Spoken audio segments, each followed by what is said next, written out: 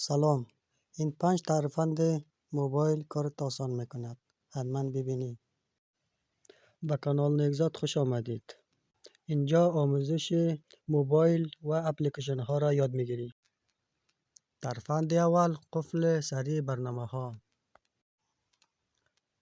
اینجا سر تنظیمات میریم. بعدا تنظیمات علاقه ایجاد سر امنیت میاییم. سرش کلیک میکنیم. را باز میکنیم. اینجا رمز صفحه را میزنیم.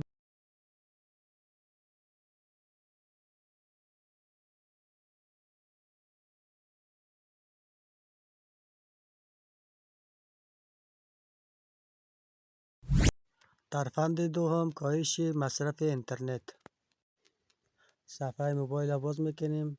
سر تنظیمات میریم.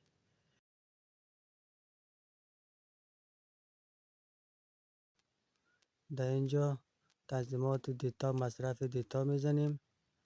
در اینجا پایین میایم.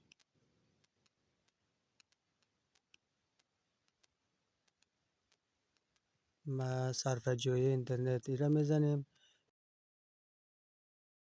صرفه جویی را فعال میکنیم. این را فعال کردیم. اینترنت ما به جا مصرف نمیشود.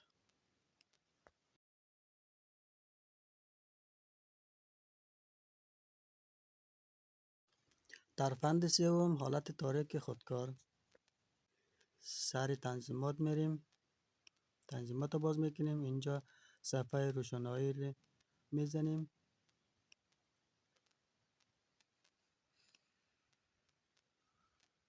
اینجا صفحه تطبیقی را به حالت خودکار رو یعنی تکبار میزنیم که همیشه روشن باشه.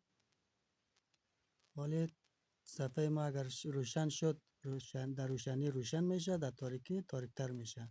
چشم ما اذیت نمیبیند.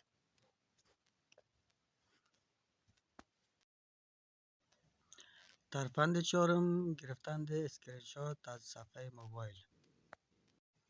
با یک جا فشار دادن دکمه پاور و دکمه پخش کن میتونی سریع از صفحه اسکرین شات بگیری. و یا با 3 انگشت سر صفحه فشار داده کش کنیم و عکس میگیرد. ترفند پنجم، حالت مزاحم نشوید. اینجا ستینگ باز میکنیم.